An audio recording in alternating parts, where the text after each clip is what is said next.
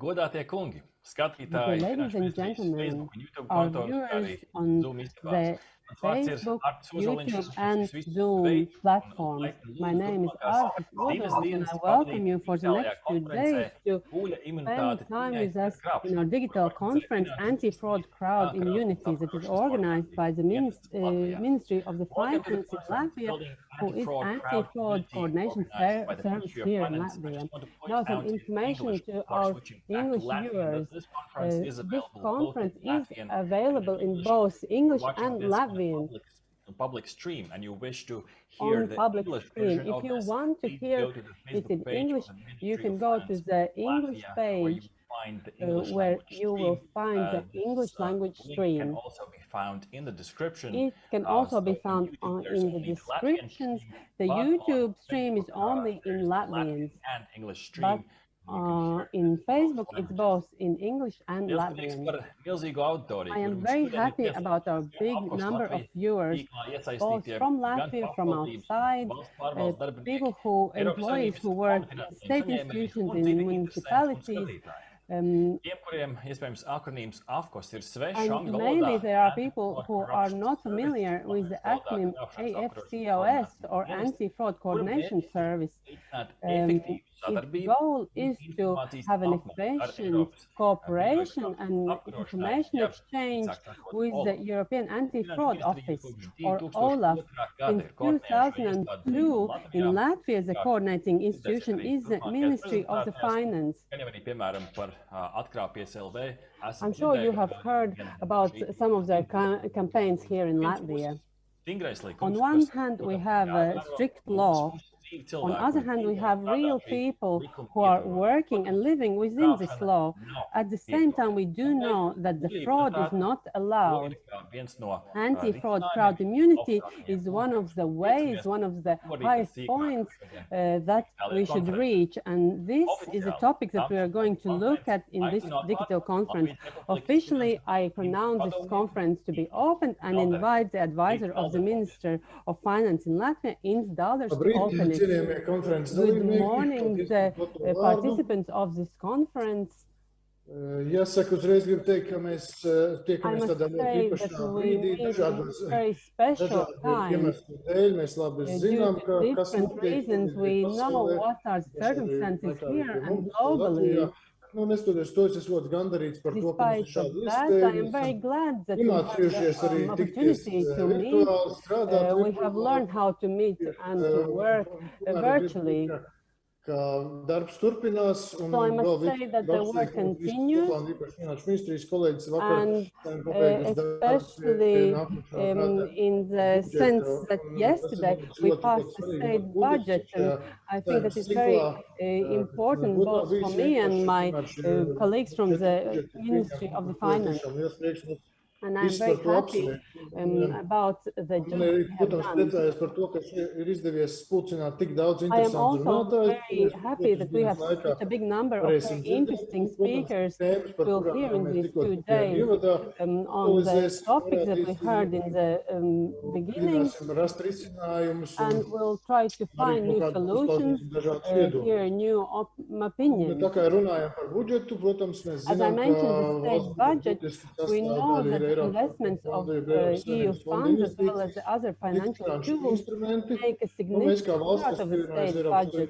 And we as a country that joined the EU in 2004 are highly interested to have our national budget protected from possible unsuitable, wrong and even malicious spending.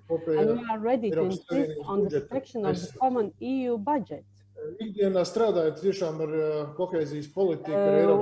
On our everyday basis, when we work with cohesion policies and issues, unfortunately, we do face different cases.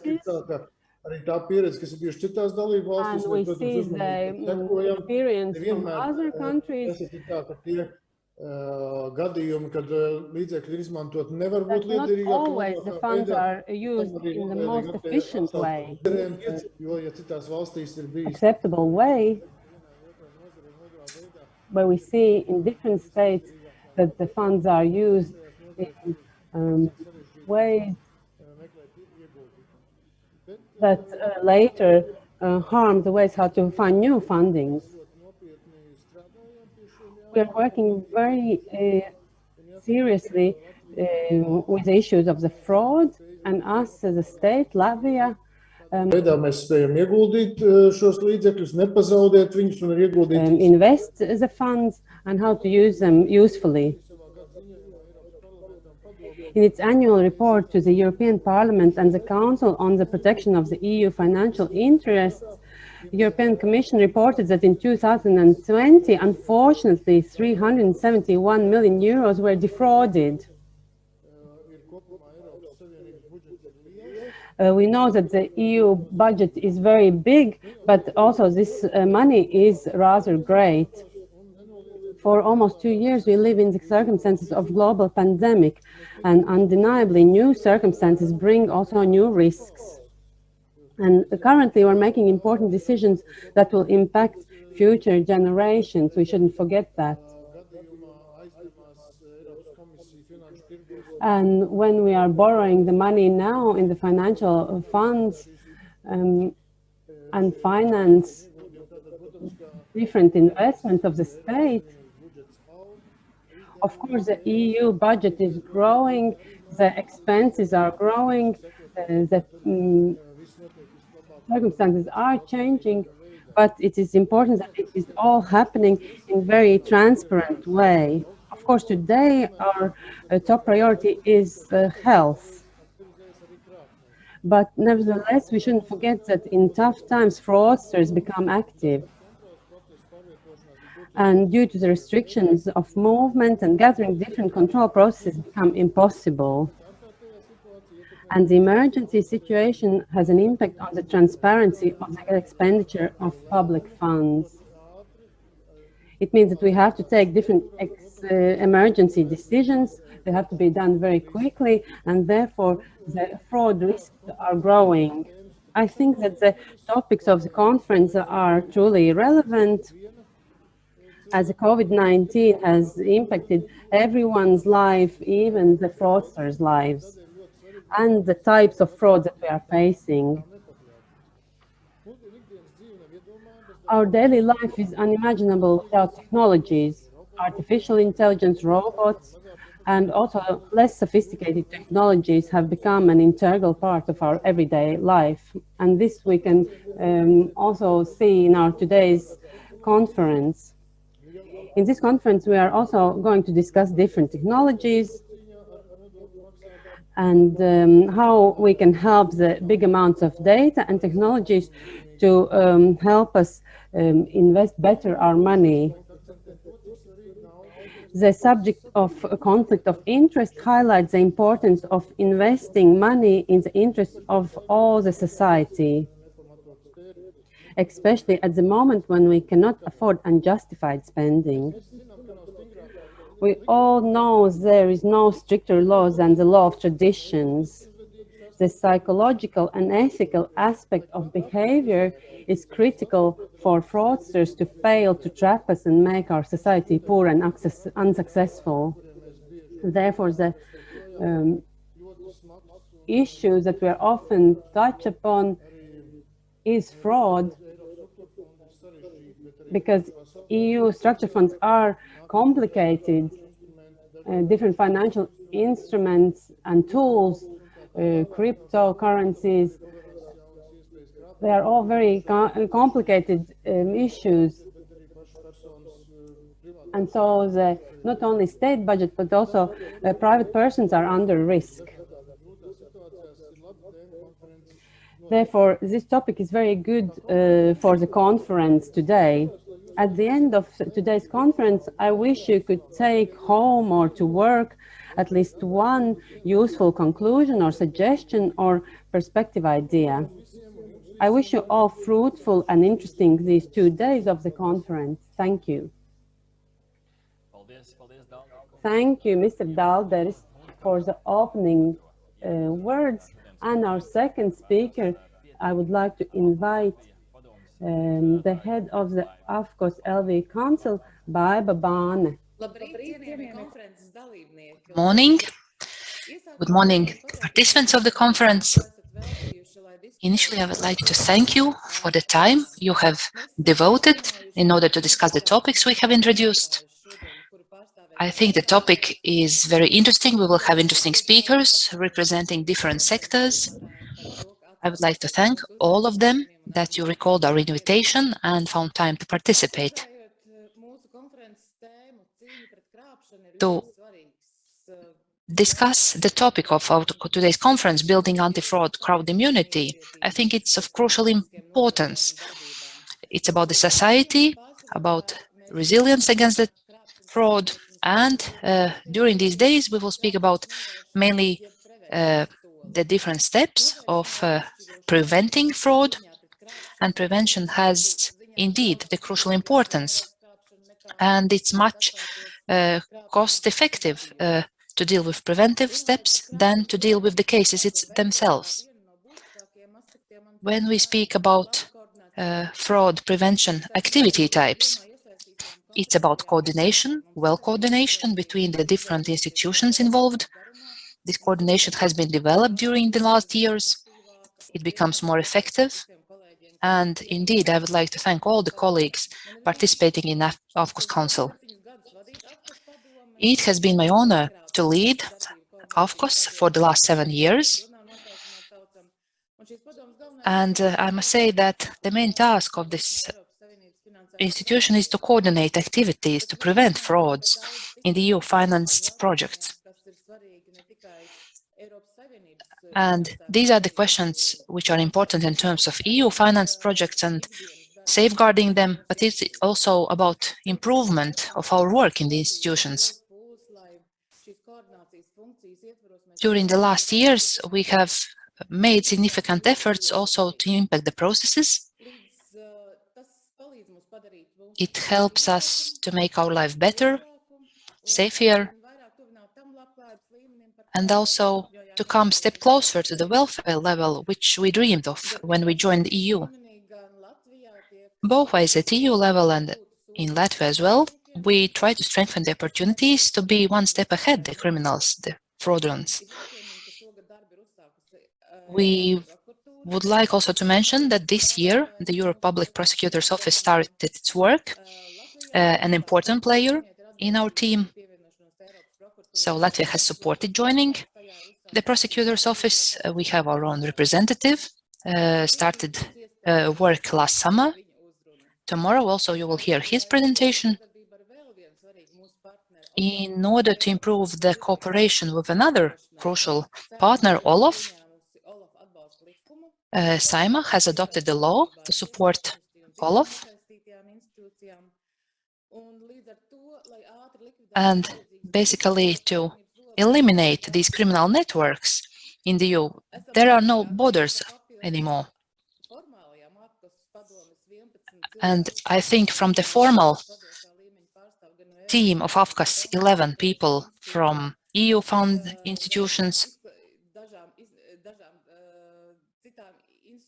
some other institutions, investigating authorities, also more and more sectorial experts are joining our team, looking at the questions which are important for their functions.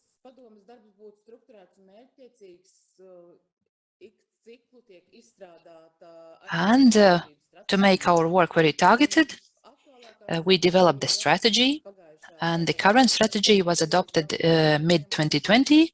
It consists of 3 main directions. It includes improvement of the regulatory base, facilitating cooperation, and the third is also raising public awareness. And I think especially this third direction, this is something we have done during the last years. We have made efforts that all the activities started from AFCOS side, where our audit, head of audit section participates, and also thanks to all her colleagues that we can meet today during the conference. So this is our campaign, Fraud Off. It went far away beyond the borders of Latvia, and it has received also international award in 2019, the Excellence Award It won in the category, which is full of challenges, but we got the prize. So AFCOS works also on different projects, preparation of projects to ensure learning, exchange of experience between the institutions in Latvia and also between the EU experts. We would like also mention our Hercule 3 seminar. It was a cycle of seminar with the main target to facilitate exchange of experiences between the different experts and institutions. So we really got excellent conclusions, both as from our colleagues in Latvia and also from other countries. They have shown the initiative and joined this project. Also, this conference is an example as we implement this strategic approach and to understand the society's temperature, as we say, and understanding on these questions. We have made a number of studies, and the conclusions and trends we will also hear during tomorrow's discussions. I would like to invite you to be active participants, ask questions, as I believe your opinions are of crucial importance to us. So I would like to encourage fruitful discussions and interesting conference. Thank you very much.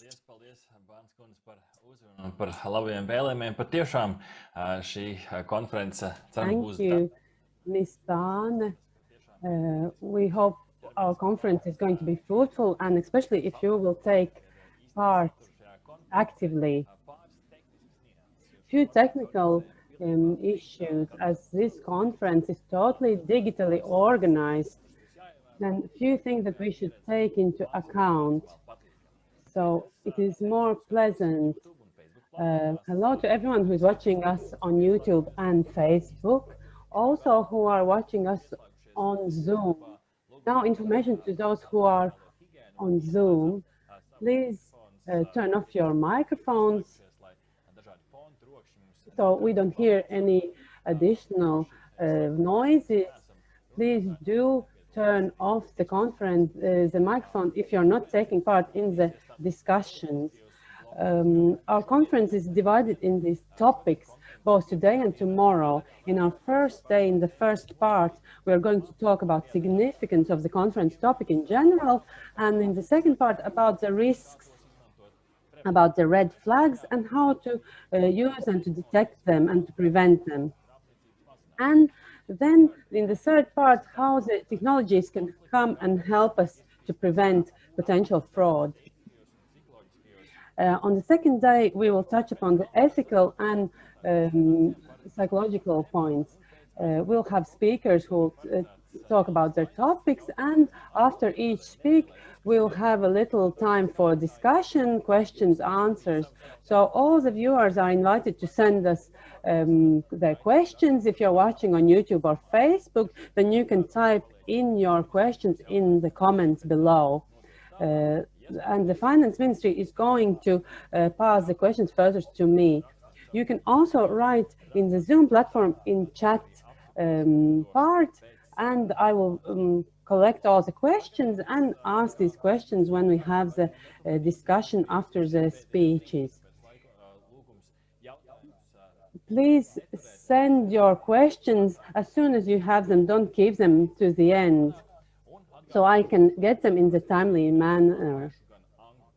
So today our speakers is going to speak both in Latvian and in English, and you can hear both in Latvian and English. You can see at the bottom of the screen in Zoom, there is a Latvian and English buttons, and there you can choose your interpretation language. If you are watching on Facebook platform, then there are two different videos in English or in Latvian, but in YouTube, there's only Latvian stream. As I mentioned before, our first topic is significance of the conference topic. And I would like to invite to speak about this topic member of the European Parliament, Mr. Ījabs. Good morning. Good morning. I am very happy to be with you here in this virtual space. Thank you, the Ministry of Finance, for invitation. And I think the name of the conference is very appropriate because we have talked in a different context about the crowd immunity. But today we understand that the crowd immunity is not working exactly as we wish, and we are trying to find different ways. Similar is to the fraud. Also today, we have new challenges within this field. I am happy about the role of the European Parliament in this anti-fraud agenda, as the European Parliament finds as one of its functions to oversee this area. Of course, in cooperation with the institutions that are directly connected to anti-fraud combat and who are taking part in today's conference. If we look at our speakers today, I'm very happy to see our most prominent, not only Latvian, but also international participants from different institutions that work with rather complicated EU fight against anti-fraud. Both such institutions as Olaf, that is, I would say, the central institution, also the revision council, also prosecutor's office.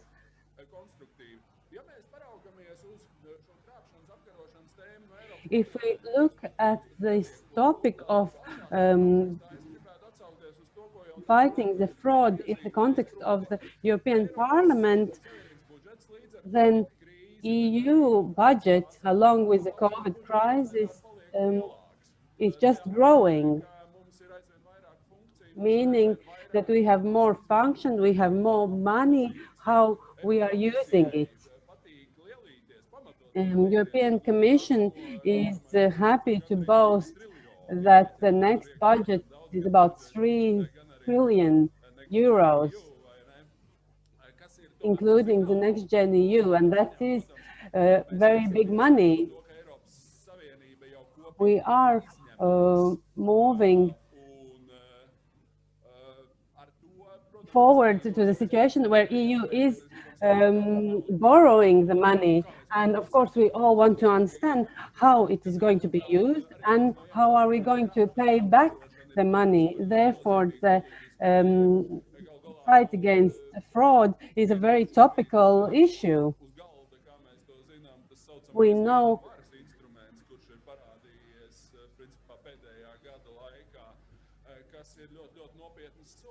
that we have new legislation that the EU is looking through to oversee and to make sure that the fraud is being fought all over the EU already in the political level. From this point of view, it is the right situation to organize this conference. We're not looking at it not just in the perspective of COVID crisis, rather how EU funds are used. In the European Parliament, you can see it more and more that we are moving from the model that the countries are receiving certain money and then they divide it, but rather that the money is connected to very distinct central rules, terms. Money is divided for very specific needs. And this situation creates the need to oversee how the money is used. Another very topical agenda is the green issues. This green view is going to be integrated in all the topics within the EU. And therefore, we get also new risks of fraud. Does the money that is meant for the climate and reducing emissions are really used for the needed goal? Or it is, or it's happening the green money laundering, that we are calling something that this is a green activity, but it is not in real life.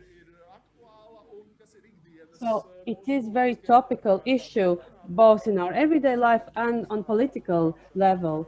If I'm talking about European Parliament and fight against fraud, then that is the Budget Supervision Committee that is working a lot, seeing how on everyday basis money and European budget is used.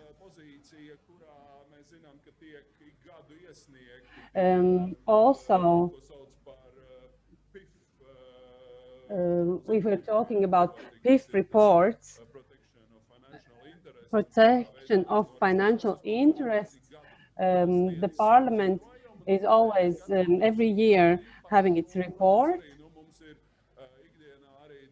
Also, on daily basis, we're working with documents that we receive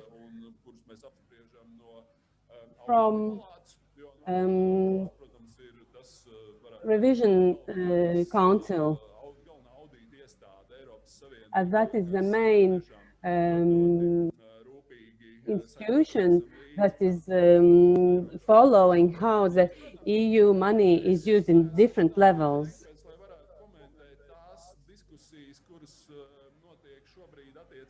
Of course, I can't comment on any discussions that is happening between Olaf and European Public Prosecutor's Office. I understand that currently they are discussing what functions which institution is going to have, how the investigations are going to happen, but what many anti-fraud experts in EU say, that European Union is a union of member states. And the key is how the member states are cooperating between themselves and between their institutions, and that the member states are ready to invest themselves to control and to check how the EU money is being spent. And when I read through the documents, I can see that this cooperation is not always in its highest, the best. Not always member states are willing to finalize the cases that Olaf or other institutions are pointing at. But during the last year, the main issue is, of course, the instrument of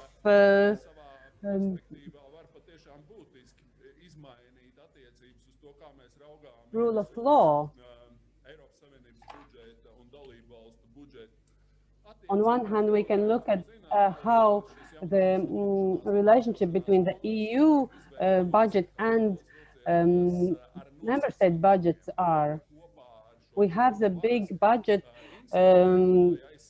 made hand in hand with rule of law to protect the EU financial interests. And if the European Commission knows that there is something going wrong in one of the member states or in several member states, then they are limiting or stopping the finances and funds. And therefore to punish the certain member state. As you know, it's a great discussion regarding Poland and Hungary, because it's an issue of principle. How are we interpreting the rule of law that certain states has formal justice rules, or it is an issue of, for example, pluralistic and democratic political process. And if it is being doubted, then it is connected with certain problems regarding independent courts and others. It is an ongoing process, and we are looking what is happening in the Court of European Union. But it is clear that if the EU is moving forward fiscal federal union, meaning that we are more integrated within the budget, that we have a common budget, then of course the issue of fraud, combating fraud is a problem that member states will have to cooperate more with the institutions of the EU. I understand that we are going to touch upon also the ethics. Me, myself, I took part in developing a law where we discussed if we need a special ethics commission that would oversee different institutions regarding ethics. Because, of course, EU institutions also have their own ethical problems. For example, so-called revolving doors. When the same people that keep on rotating, that were working in one institution, go to a lobby organization, and are these cases somehow connected to a conflict of interest? Therefore, our integration in the EU is a good instrument, a tool for the member states to get in order their own systems, their own home institutions regarding the fight against fraud. I am very happy that AFCOS has organized this conference, and thank you very much. Mums pieslēgties un patiešām ieskicēt tos būtiskākos aspektus arī no savu skatu punktu, kā jau dzirdējām, tad krāpšanās apkarošana ir jautājums, kas ir būtisks visaugstākajos līmeņos. Dāmas un kungi, paldies. So, thank you, ladies and gentlemen. Thank you to Mr. Ījabs, the member of the European Parliament. It's my pleasure to welcome the Latvian representative to the Court of Auditors, Mr. Mihails Kozlovs. Good morning, Mr. Kozlovs. Good morning. So, you're welcome. The next 15 minutes are yours. Thank you, colleagues. First of all, I would like to thank for the invitation to join the conference. And it's my pleasure to speak to you jointly with colleagues from other institutions which are involved in one or another way in solving this problem. I think the Counselor of the Ministry of Finance and also the State Secretary have outlined the main challenges in terms of anti-fraud area, and jointly let's try to develop these ideas and look for solutions.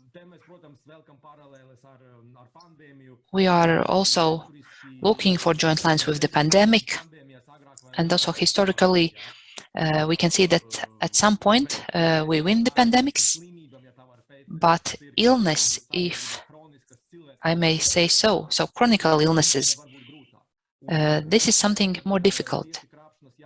And most likely, fraud question is this kind of chronic illness, characteristic to different societies, both ways in developed and less developed countries.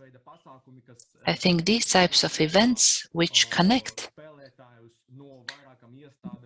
players from different institutions, society in general, the ones who are planning finance, the ones who control, the ones who implement, I think it's very important. From my side, during my speech, and also later, I will try to look this question from two dimensions: institution and society, national and EU level. I will try to provide also examples from our own work.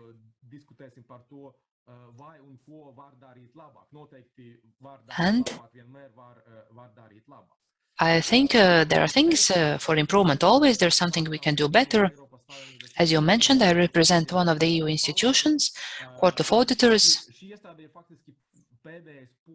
This is basically the last phase in the control chain.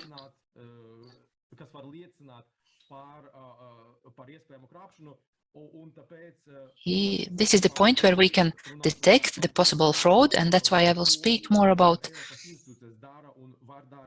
what are the EU institutions doing and what they can do to build anti-fraud crowd community. I would like to mention that during my presentations, quite often I come across the understanding that and the fact that EU institution and the funding from EU is the main target for fraud. And basically EU institutions are not doing enough to prevent it. Partially this is true, as during the last years we have done several audits on the European system in combating frauds, and that we have concluded that there are some challenges. First of all, there is a lack of strategy at EU level and also at national level. So now it has been solved recently, as EU have this new anti-fraud strategy. We still can see that number of cases detected is still very low. So not many cases or not enough cases go and reach this investigative stage. Also, the requirement of the funding available, unfortunately, is still low. And in many cases, also the controlling institutions, having prepared individual cases, they do not reach the court level. So these are the problems, challenges we have to face at EU level. In order to change society's mindset, understanding, I think there are several things to be mentioned. EU institutions have to be more proactive, more visible in anti-fraud field. We need closer cooperation between the EU and national institutions. It seems very simple thesis, everyone has to cooperate, but to do it in practice, that's more difficult. We need improvements in terms of governance, to have this match between the institutions involved even more. It has to be even more intuitive. And even during my career in the Court of Auditors and previously, I have been involved in so-called Memorandum of Understandings, in the development of the text, and I really know that it's not easy to develop such kind of texts. And the Memorandum of Understandings also requires the implementation in practice. The involved parties are several, and my thesis would be that this cooperation has to be at intuitive level, maybe without these Memorandum of Understandings, which usually are like 15-20 pages, and might cause difficulties in order to implement them.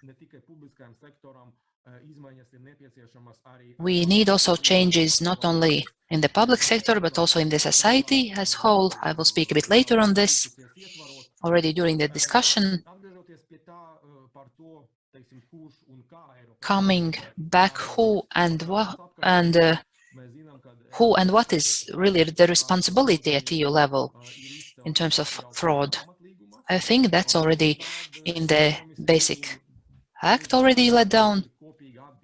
I think it's a joint commitment, joint obligation to fight fraud, corruption,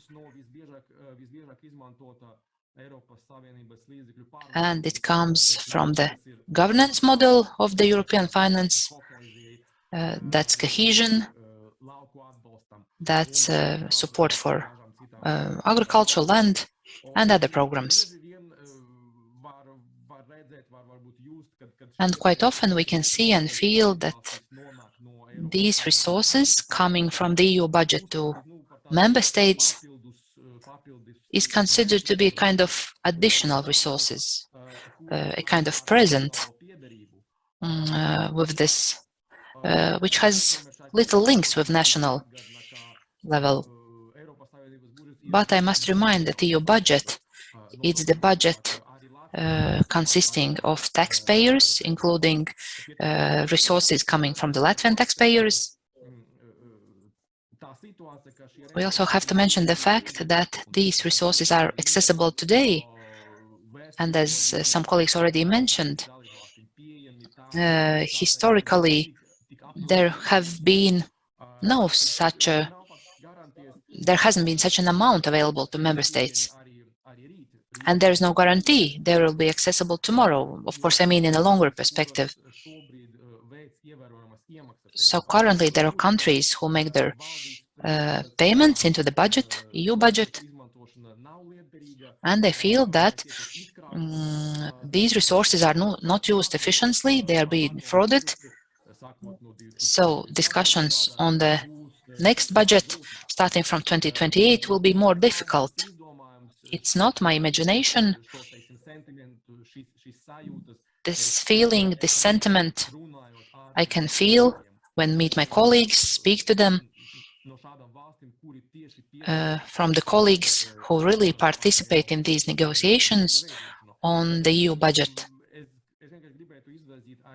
So I would like also propose this thesis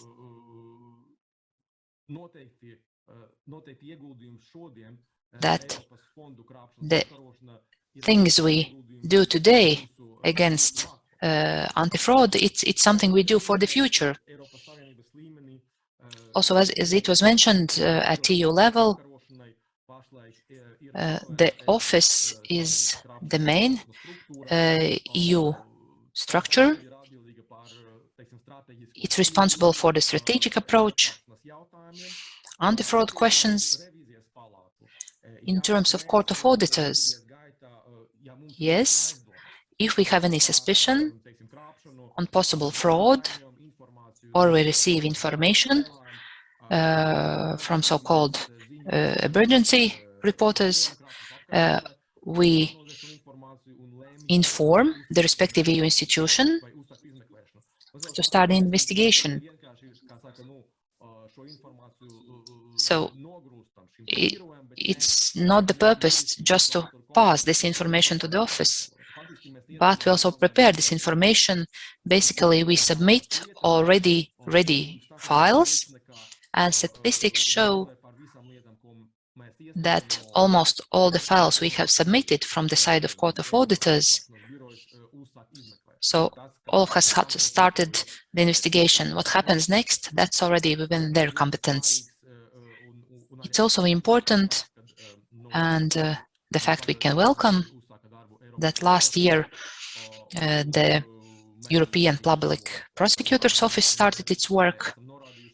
We also have always noted it in our conclusions, our reports, that this is a significant improvement in terms of anti-fraud activities at EU level. We have also started our cooperation with the Prosecutor's Office.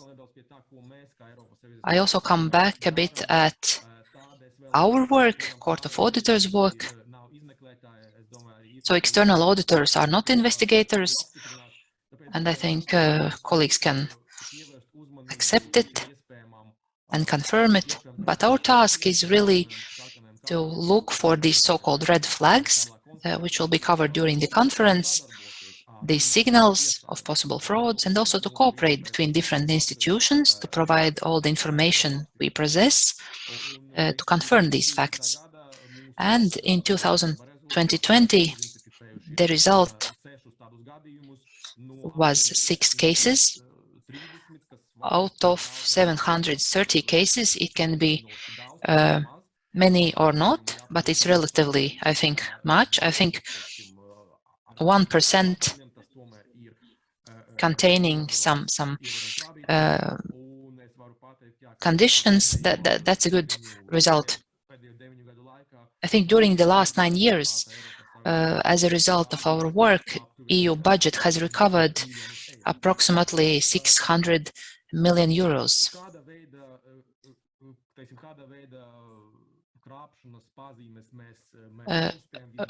How do we determine fraud? Quite often these are artificially made conditions just to receive EU funding, declaring expenditures which are unjustified. Also, the EU funding is used for the objectives which is not meant to be. There are also breakages of rules, and this relates also to the legal background. And during this first presentation, I would like to emphasize that when we speak about fraud, we think about expenditure. At EU level, also from income side, this point is very important. And if we speak about European resources, taxes is one of the financial resources.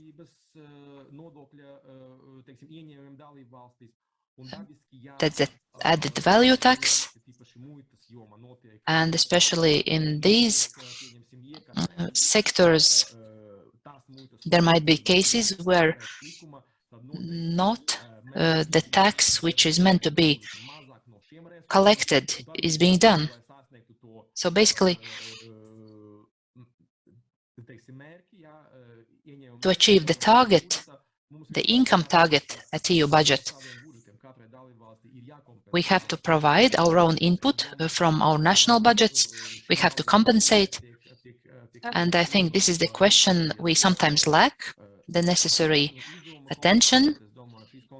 So fraud, it's not only about expenditure, but also about the income. And this is what I would like to emphasize. So thank you for your attention. And as I mentioned, there are other examples, but I will try to provide them already during the discussion. Thank you, Mr. Kozlovs, for the points that you mentioned. We will touch upon them more during our discussion. I want to once again talk to our viewers. If you have any questions, please write them in the chat, in the comments, and I will receive your questions that we can after ask to our speakers and receive answers. We will move forward to our next speaker. We are honored to invite the head of the State Audit Office, Mr. Rolands. Irklis. Good morning, everyone who is listening to us. It is a challenging time, but due to the pandemic, as we haven't reached the crowd immunity due to the virus, we have to speak to each other virtually, but we can see that we are quick to adapt and to have a conference also in virtual setting. I will give you a little presentation on the State Audit Office, and first I would like to congratulate the organizers on the name of the conference that we are talking about crowd immunity, because corruption and fraud is like a virus that creates very serious consequences socially. It is often also compared to the iceberg, but I think it is important to note that it has negative consequences, not only financially, but even if, in the sense of the human life. Similar to the fight of the virus is also with the fraud. We have to not only fight against the illness itself or fraud itself, but we have to prevent it. We understand we can't reach 100% crowd immunity regarding fraud and corruption. That's a human nature and we can't change it.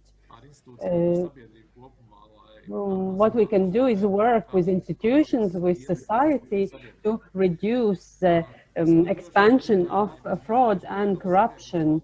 If we're talking about the EU fund use and possible fraud and corruption, it is a complicated setting. EU is a complex structure. Therefore, overseeing the use of funds is a complex system that needs complex resolutions, so that institutions would cooperate between themselves. We are happy to have AFCOS Council, where also state audit offices taking part, but we also need international cooperation between national institutions and EU institutions. Another interesting point is if we look at the society, then often the attitude toward the EU funds and the wrongful use of it is more lenient, rather than if we're talking about use of national budgets. A society has a feeling that that's the European money, it's not our money. But I want to stress that European money is our money. And if the money is used wrongfully, it doesn't give the effect, the needed result, the positive outcome. So us as a state and society, if we want to reach the goals, if we want to be more wealthy as a society, we should follow these issues. I want to share my presentation. I hope you can see it.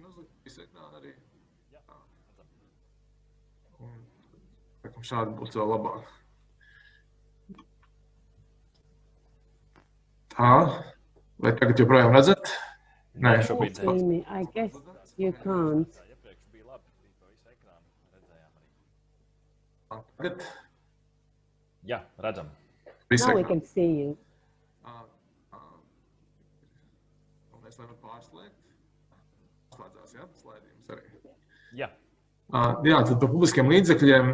So talking about the public funds, a short presentation, why the justice and good management is needed. The State Audit Office is independent institution, and we are doing the highest audits in the institutions.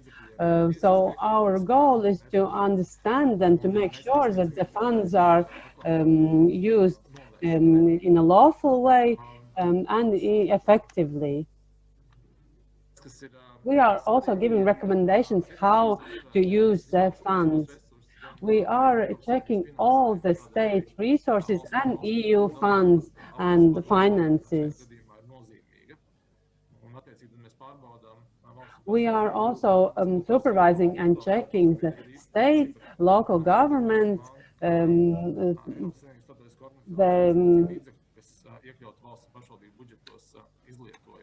how the money is used, that is involved in the state and local government budget. We are reporting about our findings to the Cabinet of Ministers. to the parliament and to the institutions that were involved in the audit. Our work is audit, but not only. We are also interested that as a result of our audits, any problems that we find out are being resolved. And that the institutions that continue the investigation follow up and finish these audits and checks. In the last 5 years, we have identified problems with the use of the EU funds, and we can mention 3 cases where there was a project Europe 2020 with the investments in education field, melioration system management project, and also we had the problem with the project of professional education, where we had public funds, and we concluded that the use of the funds could have been better and more effective. We are doing audits to identify and prevent any systemic problems, to strengthen the controls, to make more effective and qualitative the public fund use, and to reduce any criminal unlawful use of public funds. Our priority is not to catch the criminals, but to put in order the system, to find a more effective systemic solution, as that is the way how we can reduce corruption if we have a correct control systems. In that case, then people won't be, or criminals won't be able to find the loopholes or ways how to make their fraud. So our focus is not on particular cases. Our resource is limited. So we realize that we can better get a better result if we make the system into order. So we are also looking what is the productive aspects of our work. We are evaluating how economically we can develop and sustain the system. And finally, my last slide, to promote lawful decisions. As I mentioned, we think it is important that the system is working fully, that we have legislation, and at the same time to do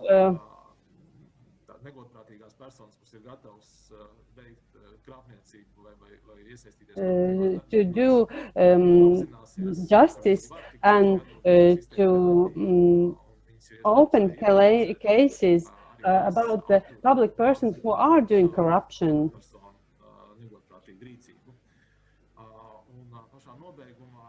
At the very end, to have an effective system, we realize we can't work separately, each institution, but we have to have good cooperation between institutions.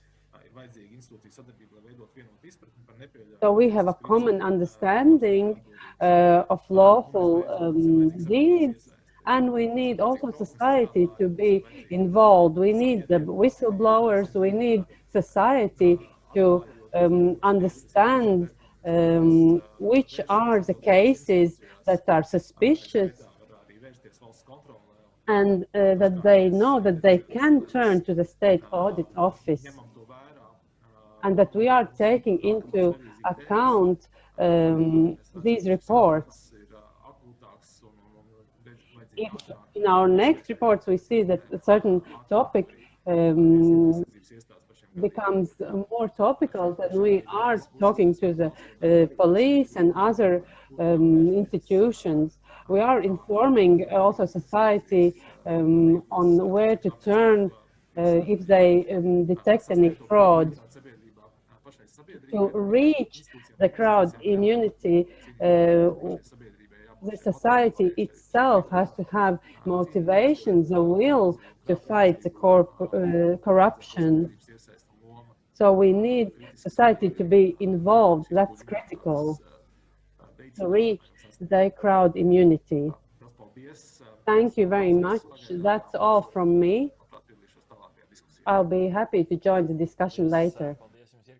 Thank you, Mr. Irklis, for this very valuable insight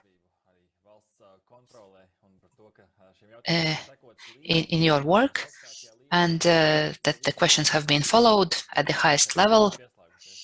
I would like also to welcome all the participants who have joined us in our Zoom room. Technical reminder to keep your microphones muted if you are not speaking, also to identify your real name. Let's proceed with our next speaker prior to the discussion. It's my honor to invite Head of Unit Audit 5 of the Joint Audit Directorate for Cohesion, European Commission, Mrs. Cendrine de Buggenoms. You're welcome. Good morning, all of you. I'm delighted to be with you today, all of you, on this important topic. I will use a PowerPoint presentation. I will try to share it in my screen. Let's see. Manage. Yes. Do you see it? Yes? I see that the screen is in process of being shared. Yes, we can see the screen, although there is some sort of a gray block on the right-hand side, so we can partially see our presentation. I think that might be the Zoom control window, so if you can minimize it on the right. It is better, yes. Okay, so let me cover a little bit this important topic of today. I would say a fundamental topic at the core of the European values. And I think I would like also on behalf of the Commission, European Commission, to, I would say, congratulate for this extraordinary initiatives, and I would say pioneering ones, to really build this anti-fraud crowd immunity, which is essential for our European project. Now, how can I summarize in one slide what is fundamental and why is it so important and why are we so involved? Our President Ursula von der Leyen underlined it even a month ago in her State of Union address, and where she really insisted, and I think you care as much as we care all, that every euro and every cent is spent for its proper purposes. Investment that enable our children to have a better future. And I would say funds that are there to help us all to have a better future and to build our European project must not be allowed to slip away into dark channels. Corruption is not just taxpayer money stolen, but it undermines democracy, it scares investors, and big favors brought by big money by the powerful. So we need all together to pursue every case, to prevent every case, and do everything in our power. And I think it summarizes well the importance and the significance of the conference topics. Now, when we look at the topic in the current context, it's clear that there is a much higher attention and a clear zero tolerance for anti-fraud.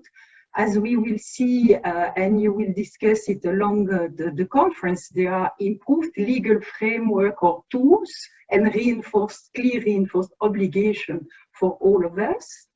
the concept of conflict of interest has been broadened, and it has quite important consequences.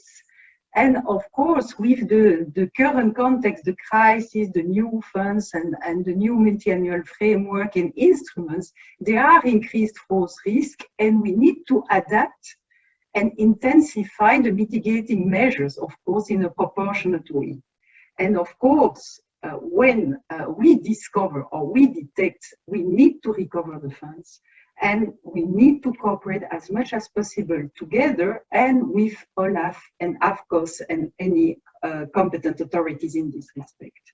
And of course, all of us have a key role, and that's why also today we are all of us together in this respect. Now, for the new financial perspective, or I would say 2021 to 2027, clearly there is an EU reinforced legal framework, anti-fraud duties, there are new instruments, the Court of Auditors in their special reports, and we discuss clearly also show I would say, acknowledge all the step forwards and progress made, but clearly also insist that we need to continue the efforts to intensify fraud prevention, have more awareness raising, and today is a key event also in this respect, to better tackle it in the audit process, and clearly to have a robust fraud reporting system and close coordination and better coordination and collaboration. Now it's clear zero tolerance. Why? We know it's to preserve public trust in the EU funds, public trust in the national and local administration managing the funds and implementing the funds, to protect sound financial management and optimize the value of the funds and their impact, and of course to ensure impartiality of persons involved in the implementation of the funds, and to reduce as much as possible the risk of corrupt and unethical actions. Now, in terms of improved legal framework and reinforced obligation, for the cohesion policy funds, where I'm more involved directly, you have the common provisions that clearly now includes elements that where data needs to be collected and shared on the recipients, the ultimate recipients and the contractors, on the owners of the beneficiaries, and also on the recipients of umbrella schemes.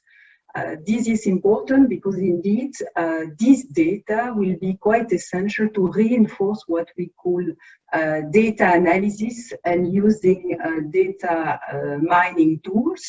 I know that this afternoon you will discuss this specific topic. The concept of conflict of interest now is extremely wide, as we will see. You have, of course, the European Public Procurement Prosecutor Officer, the PIF that has been done. We are moving also to system of early detection and exclusion system, also from the Commission side in the financial regulation to propose data mining tool to be used.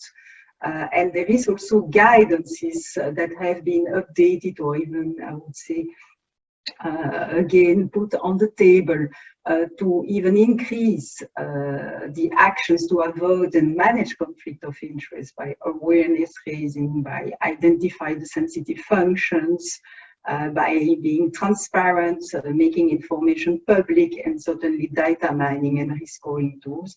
And also in the Public Procurement Directive, there is a clear need to prevent, identify, and remedy any conflict of interest in those processes and avoid any distortion of competition where possible. Now, in terms of conflict of interest, what is indeed important to note is that the scope is much broader. It's clearly applicable from to share management, to the national, regional, and local authorities at any level. And the definition goes quite, I would say, it's broad in scope. It's direct and indirect personal interest, and it which may objectively perceive as conflict of interest. and at any stage of EU fund implementation, from the programming up to the implementation phases, and also does not involve only the ones, I would say, who are in the circuit, but also the persons having influence in the deciding or advising on those funds, or on the award of those funds. So any, I would say, key actors having an influence one way or another, or having an involvement, can indeed is covered by the notion of conflict of interest and could indeed be involved in this respect. What is clear is that with the new the funds and what happened and the crisis and all what we are living, there are new and increased fraud risk, and I know that will be discussed also this morning with all the emergency expenditures and crisis responses, with temporary flexibility of rules to be able to act and, I would say, address the problem as quickly as possible, with increased co-financing, with sectors where you have much more expenditure like healthcare, with new instruments under the Next Generation EU and all the financing to tackle COVID difficult situation, and of course with a multiplicity and coexistence of different sources of financing with different types of approach, you have quite a lot of risk in terms of double financing, in terms of distort competition, in terms of favoritism, in terms of flexibility, in terms of overpricing, and so on. And I'm sure you will discuss that in more depth this afternoon, this morning. Now, it's clear that on that base, what is fundamental is us to be able to act promptly, and I would say be alert to risk. We need to update the risk assessment and promptly and really think about it all the time. And therefore, the Commission, notably in March and May, reminded the managing authorities implementing the funds to update the risk assessment, to take the context of all those new instruments and emergency measures. And also, and that is also one of the recommendations of the European Court of Auditors, that the audit authorities also in their work, and I would say in the work also in the of the European Commission in terms of audit, where I'm deeply involved in, it's to really adapt also our audit approach to somehow take into account and I would say be attentive to any fraud perspective, risk, I would say deficiencies into the systems, and to have thematic system audits, anti-fraud, conflict of interest. And I have to congratulate the Latvian Audit Authority, who has been pioneering in it and really taking it very, very seriously, and have performed audits in this respect, which are more than useful. And I would say fundamental for our project and EU project to preserve the EU fund and ensure they, I would say, are managed in a proper way.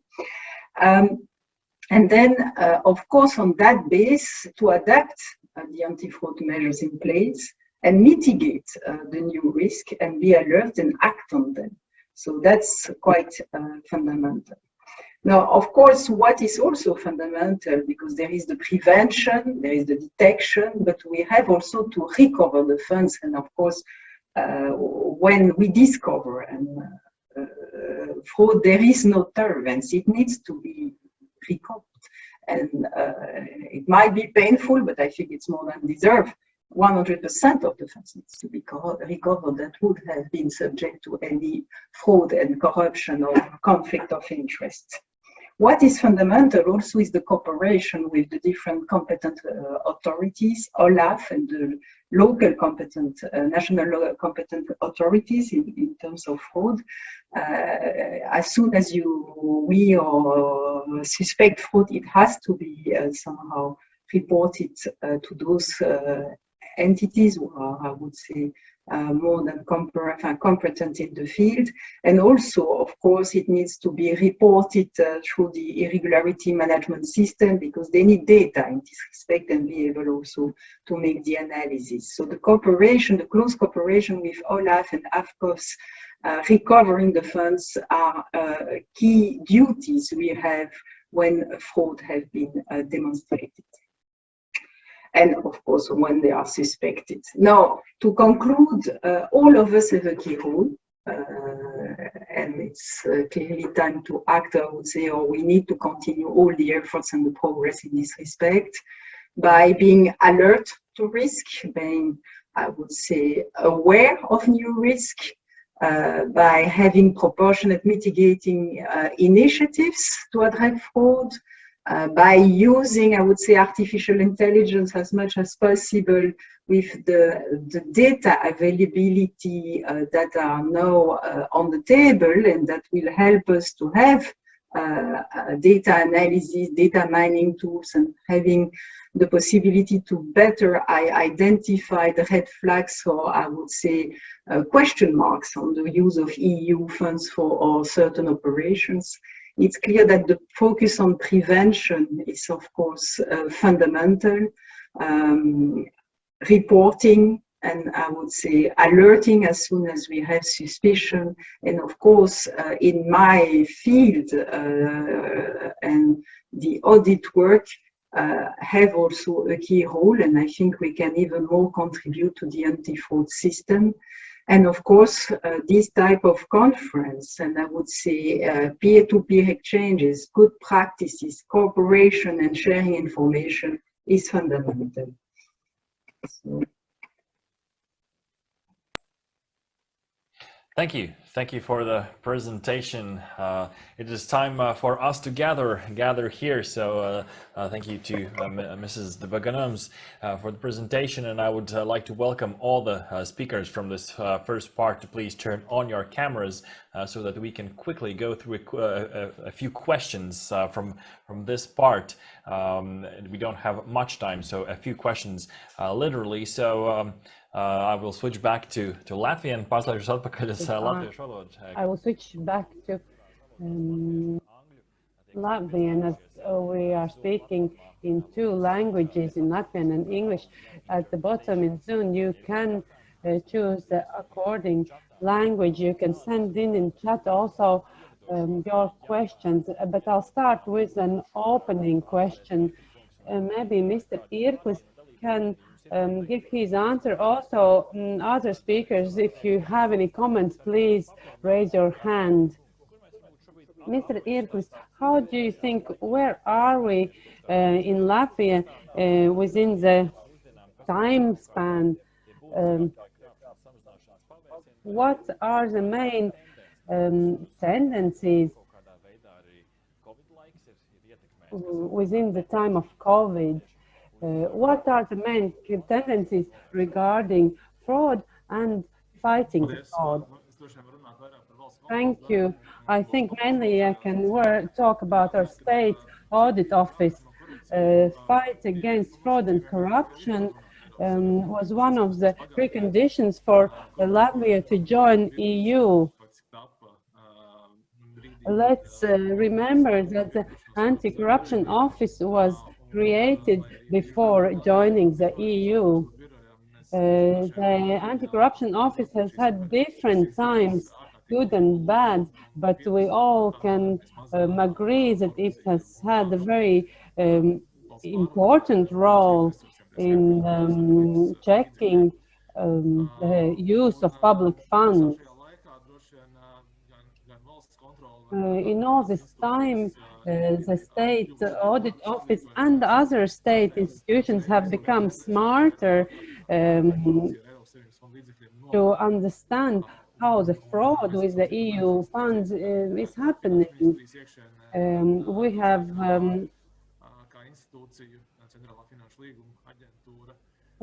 had cooperation with the Finance Ministry, we have created AFCOS Council, where we understand that we can't exist individually, we can't resolve these places effectively. We need a stronger cooperation mechanisms. So it's a progress that continues. At the moment, it started when we joined the EU, and we are just growing stronger. And we are improving the cooperation methods, not only on national level, but on European level, to have oversight on European level. I want to mention or comment on previous speaker who mentioned the cooperation within EU institutions. Already currently, data is collected and analyzed not only within national scope, but in EU scope. And that is another direction that we should take into account. We have to work, cooperate to be more effective in developing, in working with data, so we can work forward. And then we can work both in preventive way and also to catch certain criminals. That's very broadly speaking. Us as the State Audit Office, we are following how we can improve our own work. The Latvian Prosecutor's Office has created a special division for investigating officials, fraud in public sector. That is what we are doing in state level. Thank you, Mr. Irklis. Mr. Ījabs, you already mentioned the cooperation between states and EU institutions. You mentioned that sometimes this cooperation is not truly successful. What are these problems more significantly? And what Latvia could do to improve the fight against fraud? When I mentioned not always very good cooperation, I did base my statement on the report of the European Court of Auditors. We can understand that it's not so that member states don't respect OLAF or European Court of Auditors, but the proactive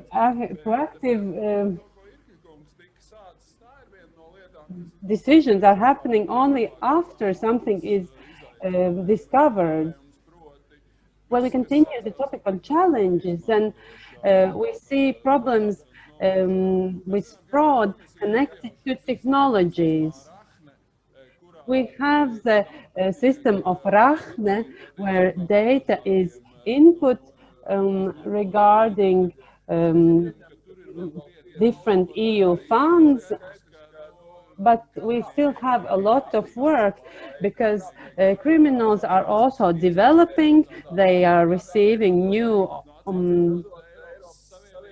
ways how to do their fraud, and we shouldn't stand still. We should follow the technologies that are developing, for example, data mining, artificial intelligence.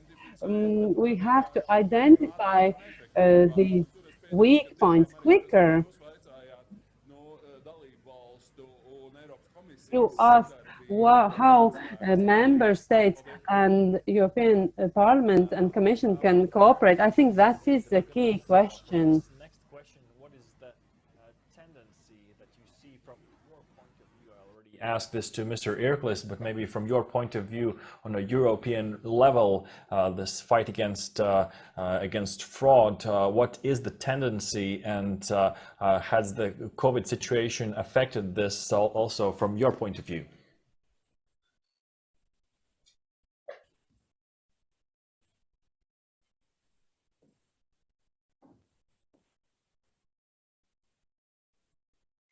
Vai jūs mūs dzirdat, Buggenoms kundze? Can you hear us, Mrs. de Buggenom? Yes, sorry, excuse me. Yes, indeed, it's a key focus. The risks are clearly increased, like we were saying. I think the Commission, I would say, and all the key actors are really trying to raise the attention on this.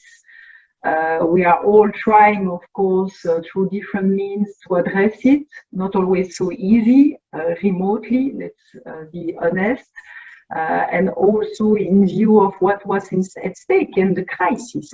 But this conference, and I would say the different steps that now we are all even, I would say, intensifying, will certainly contribute to, I would say, building this anti-fraud crowd immunity and addressing it. But there is a clear increased risk framework and perspective that we need to tackle, and I would say all the efforts are important in this respect. Paldies. Skatos, ka mums arī ir ienācis viens skatītāja jautājums. Thank you. I can see we have one question to Mr. Kozlovs. Can you please provide some examples where you have determined fraud cases from Latvia? Yes, thank you. As I mentioned already previously, one of our objectives is the analysis of concrete cases. It's about statistics. Sometimes there are cases from Latvia, sometimes not. But in this context, we see the situation in a quite isolated manner. It doesn't show the problems in one or another country. To make this analysis in more depth, we have audits when we analyze the system itself. And during the last years, we have done it at least twice, this type of audits. It's about the European anti-fraud strategy as whole, about the challenges in terms of cohesion policy. If we speak about concrete examples, just recently in 2020, it was Horizon 2020 context, where we determined that one person has developed a kind of postbox enterprise, yes, to apply for this finance. And we have to make sure that this is a real enterprise with employees and a physical address. There was nothing like that. Work was done using contractors. Invoices were prepared just internally in the enterprise, and clearly the pricing was even 3 times higher than normally we would pay for this. And I think this situation wasn't determined previously during the previous audit phases.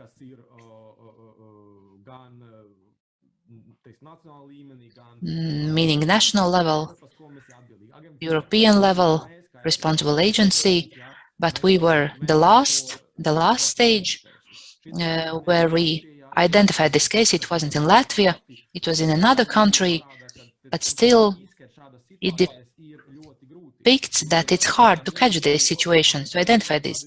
We don't speak about big companies. This is the story about approximately 150,000.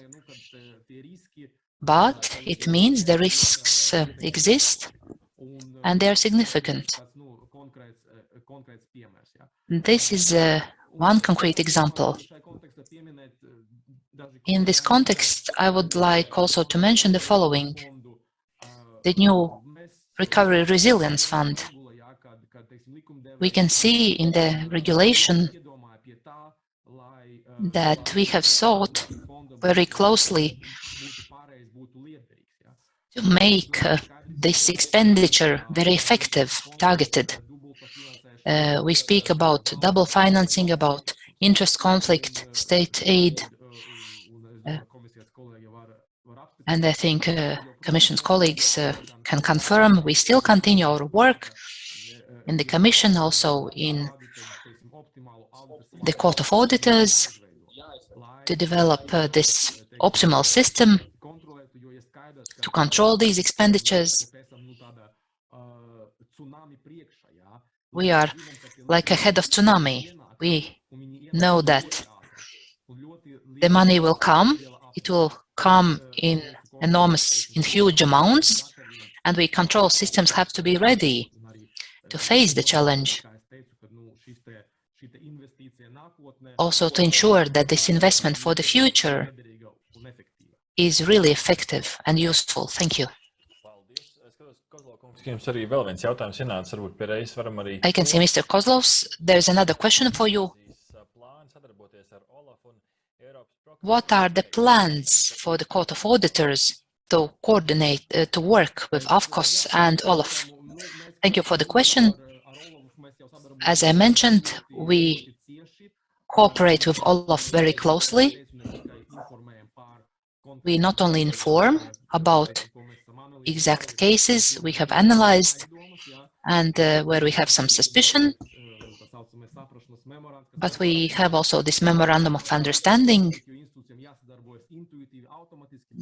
We have, no, I don't like the form so much because the institutions have to work intuitively, but we have exchange seminars, exchange of knowledge, specific trainings are being carried out.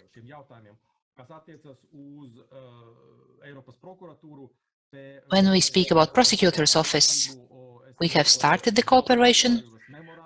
We have also concluded Memorandum of Understanding. It's like a network of Memorandum of Understanding.